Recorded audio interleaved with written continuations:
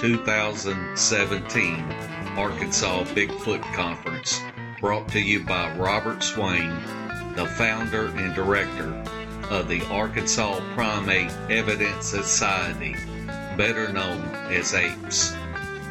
In this video series, Robert Swain will speak about Bigfoot in Arkansas. Mark Sawdust Newble will talk about how to become a researcher. D.W. Darkwing Lee will give his insight on how to find the right Bigfoot group to join. Lyle Blackburn will discuss his new book, Beyond Boggy Creek, and Randy Rebelistic Savig will address the topic of what are we listening for in the woods. This conference concluded with the showing of Lyle Blackburn's The Boggy Creek Monster documentary, which is a must-see if you enjoy the legend of Boggy Creek. As always, the Arkansas Bigfoot Conference was a huge success, and we thank the folks that came out and you for watching this video series.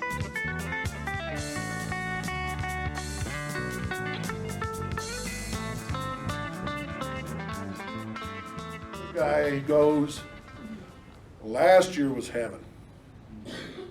You know, in that weekend, because last year we were there was some extreme flooding going on.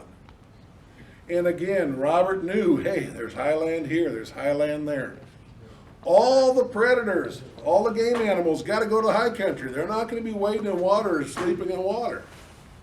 So we set vocalizations up on, or set up recorders on the high areas in the area. And I recorded more possible and probable vocalizations last year in one night than I have in some years. And this was one of them that we caught the vocalizations. That night that we caught this in 2016, we had a car go through camp, and there was a load of kids that went up to a big boat ramp area about a half mile down. And of course they did what kids did, they hooted and hollered. And again, with folk being known for vocalizations, they could have been either A, trying to hear one, see if there was one around, or they were just goofing off like I did. I mean, I made a lot of those weird vocalizations too when I was a kid and out having a good time. So after that car had left that time, 20 minutes later, this was recorded. Please.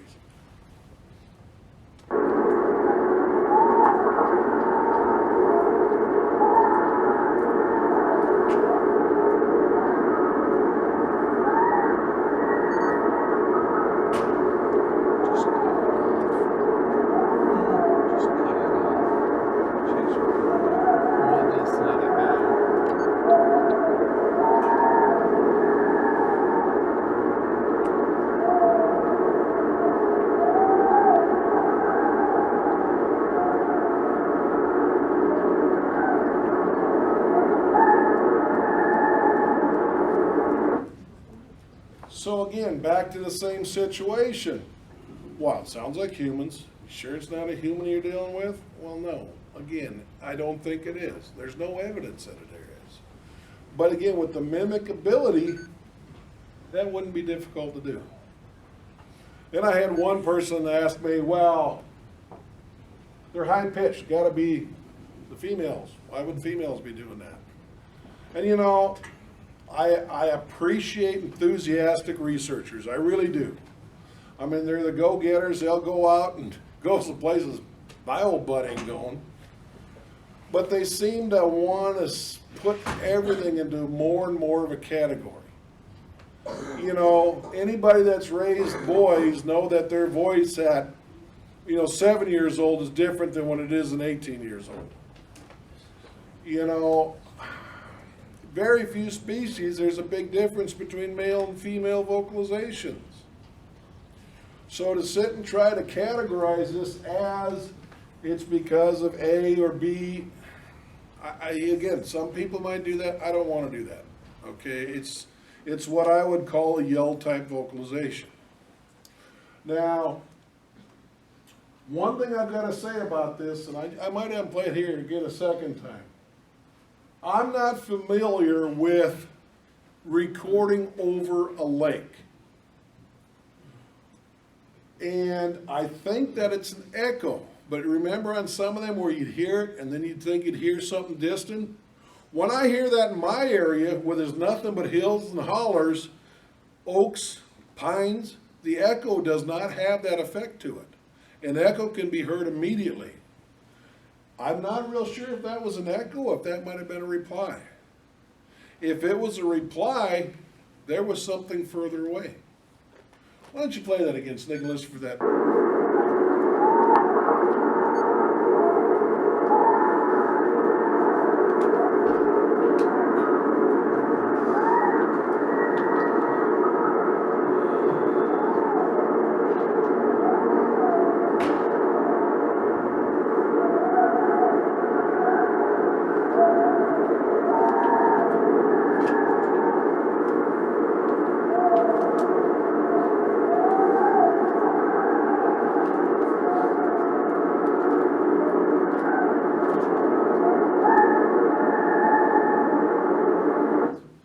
Again, I can't answer that question if that was echoes or if it was possibly a reply.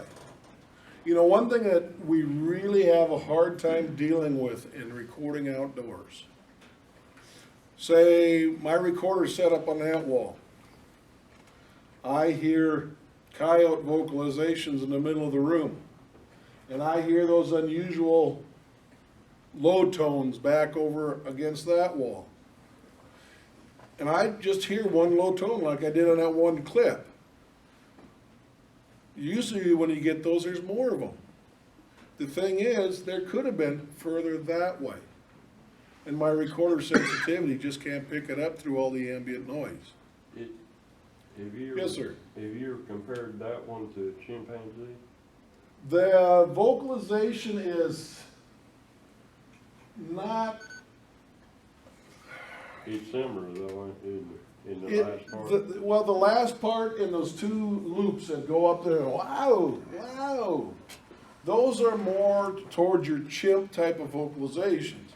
But the scream, the deliberate scream. There was difference, but part of it sounded like chimpanzee. And that's what all of this is about. We didn't see what did it. Yeah. But again, there could have been more than one critter. They could have been some sort of communication going back and forth between them. And again, from what I have realized with recording out there, sometimes they're howls. That's a definite wild animal trait. How long have you been doing the spectrum and the comparison? I do it all the time. I've done it since day one. Yeah. I review my audio with the spectrogram running. I go from get-go with it. I've gotten a bit better at it. I've gotten to where I can recognize signatures instead of every vocalization that I hear, do a comparison. I've gotten better to pick out the known ones, even some of the vocalizations that known animals do that aren't common. Well, what I was trying to get at is it actually sounded like something trying to mimic a human being and then forgetting what the hell I was trying to mimic. And that has been recorded time and time again. Darren over there at his place, they had an owl sneeze. Right in the middle of an owl call. It sneezed, then picked up where it left behind, and then it went to some other critter too, didn't it? No, it was just, we was laughing so hard I probably scared him off, but it was definitely a female was teaching her juvenile how to do owl calls, and he sneezed right in the middle of it. Yep. It's not mine. I got mine shut off this time. I was a good boy.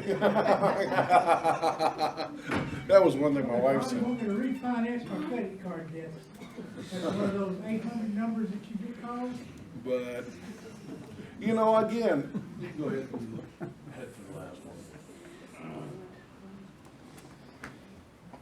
Here's another yell vocalization.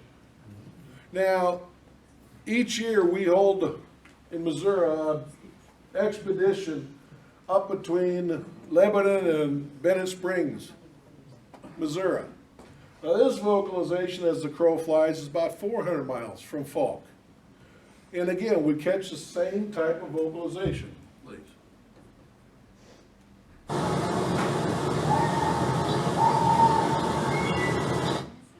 Now, if you listen to that one, the very last there was a bird. Yes, I'm not trying to pull one over. That wasn't in the middle of the night like the others. That one was about sundown. But again, that's sitting a long ways away from where people should be. I mean, I know it's not an owl call. It's not a whippoorwillow. It's not a blue jay. But again, it's got that woo, woo. Again, vocalizations in Falk can match vocalizations in Missouri, can match vocalizations in Oklahoma. I know that Mark has found some very similar vocalizations to what we get over in Tennessee. One thing it has, it can start eliminating animals. I mean, Falk's got alligators. If it was an alligator vocalization, I wouldn't be catching it in central Missouri. And again, yeah, an alligator's not going to sound that way, but you can also take a lot of stuff out of play that way. Because then if it is a common animal, it's got to be common throughout the United States. Last one, please. Again, the neat part, in my opinion, of dealing with audio is to find these unknown audios that just don't match known animals. Again, can I say that they are a Bigfoot? No, I can't. I didn't see it happen. But if it's in an area where Bigfoot activity is known, there's a pretty good possibility they can go that direction. And I mean, even if we found out that some species of cat could make some of these, that's common in all these areas, science hasn't found that vocalization. Science doesn't know it's there.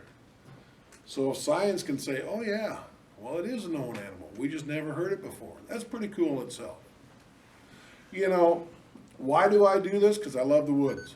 And this gives me even more of an excuse to go out there. The Folk expedition for the last 2 years, we've had that 3 years, haven't you, Robert? Yeah. And the last 2 years I've been lucky enough to be part of it. And just so thrilling to be able to compare what we catch down there with my research area, with the time I've spent in Darren's research area researching. I mean, just makes it all worthwhile. And again, special thanks to that whole crew that was out. I mean, everybody participated. Everybody had a good time. I mean, I've never sat around a campfire during an expedition where I didn't walk away with more knowledge than I came with. And it doesn't matter if you've been in this stuff for a year or you've been in it for 20 years. Nobody's idea is a bad one. Now, if you got an idea and it's been tested before and it hasn't worked, guess what? Test it again. You might get different results. We don't have, just because we believe we're dealing with a species of primate, doesn't mean they're going to act the same in Falk as they do in Tennessee. It's the same they do in New York. It's the same they do out on the West Coast in Missouri. So to say that these are absolutes, we can't even do with that because, again, there's difference by different environments. So anybody got any questions? Because that's basically what I was wanting to look at today. Yes, ma'am. You ever heard of the train whistle scream yell? Well, I've heard yells with the train whistles. Again, it's kind of like that scream. How do we categorize it? Some say that's a siren call. There's also recorded out there like the Klamath scream. That's a long drawn out that sounds like a possible siren. I've recorded some of those, but unless I could hear what you're talking about, hear the audio you're talking about, I wouldn't be able to tell you because again, descriptions it's tough. It's tough to try to say yes or no to that. Can you mimic it? I didn't hear something. Okay. Yes, sir. I'm from Missouri, Oregon County. My family is from Dallas County near Dennis Spring. Have there actually been sightings in that area around Lebanon, Dennis Spring? Oh, yeah. Okay. And how about, say, Oregon, Howell County, Ozark County down? If you're in the Ozarks, you got activity. Okay. Is there a research group near my area? There is no formal Missouri research group. Again, I'm part of the MABRC. We've got about 7 or 8 researchers up in there. But as far as one for that area specific, I'm not aware of any. When you put vocalization traps out, and when you move into a certain area, how many would you need to say that you feel comfortable that you've covered pretty good all the way around the campus? Well, what I do is I generally will go out and do the footwork first. I mean, if there's signs, there's reports, you know, you can pretty well set up in any area where there's both of those and start recording some situation. Now, if you want to zoom in to get better at catching them where there's less real estate between you and the vocalization, I usually try a triangulated or where there's 3 recorders. Which one had the loudest recorder in 3 different directions? When I get, hey, these 2 are sounding low, then I'll put 3 in a row. Which one had the louder vocalizations of the same vocalization? That way I know if I got to move north, south, east, west. Zone in like that. Yep, and that's also why I like to use stereo recorders, because if you set it up, and when you set it up, you say, okay, right speaker, right microphone is to the south. Just like on these, you can see one side was darker than the other, and the top was low. That's because of one side was closer to the vocalization. It was aimed at that vocalization. Yes, sir. Have you ever heard of the Mississippi House? Yes, I have. Okay. I was wondering. And you know, that matches the one I call Missouri Scream too, pretty close. Yes, sir. Use a parabolic microphone, right? I use parabolic microphones. I also use open with auxiliary stereo microphones put into it. I also use H2 and then H2N drop box with a 360 tone on it. I mean, it depends on what I'm trying to get. The problem with parabolics, especially my big one, the one that I use most, is 36 inches in diameter. What kind of range do you feel you have with that? With my 36-inch parabolic, I have tested it on the farm, and at 400 foot, a person can talk in a normal tone of voice, and I can hear what they're saying. Now, in January, we had that same parabolic set up in one of Darren's research's areas where we had an expedition. That valley's what, 6 miles long? Yeah. I was able to hear the cars on the road 6 miles away with it. If, you know, and they weren't the goddamn Prius, the quiet ones. I mean, they're old farm trucks or whatever. But. Hey, Randy, Yes, sir. tell the difference how you go establishing what you think may be a mimic call, how you can tell the difference on a spectrogram. Well, again, a lot of times it's very difficult to be able to tell if it's a true mimic unless it messes up. I mean, once in a while you can find a megahertz difference. They'll seem to be an octave up. But, you know, there is variances for all critters out there. You know, if I suspect it's a mimic, it's because something screwed up in the middle of it. The rhythm of it. Yeah, or again, like an owl call, I'm getting, you know, 4 of them, you know, within a few feet of each other, you know, because we know that doesn't happen. A mated pair of barred owls, you bet, you know, you can have 2 of them, but when they start having 4 and 6 within 100 yards of camp, somebody's doing some mimicking. Are you documenting your time of night that these recordings come to see if they're coming at the same time of night each night on consecutive nights? Everything that I do is a time stamped to where, and yes, I do run journals of all my recordings. you know, so it's there. You know, one other thing I do too is every minute I've recorded since I started this back in 2012 is still on my hard drive. So that way, if by chance science would ever say, hey, I want to take a listen to what you got, they got more than the clip. So you can send them the entire night or 2-night or 4-night audio. And this is what I record the whole time, so they can go through from scratch one to the end to make sure that, you know, nothing has been clipped in, clipped out, and they can see what the circumstances are that led up to that. Because that, again, is kind of the neat part of audio, trying to figure out what context those vocalizations have been in. What time of day or night are they the most active? They say, for my area, they seem to be an hour before or after sundown, ending about midnight, but then starting up again about 4 a.m. Between midnight and 4 a.m., I do not get many vocalizations.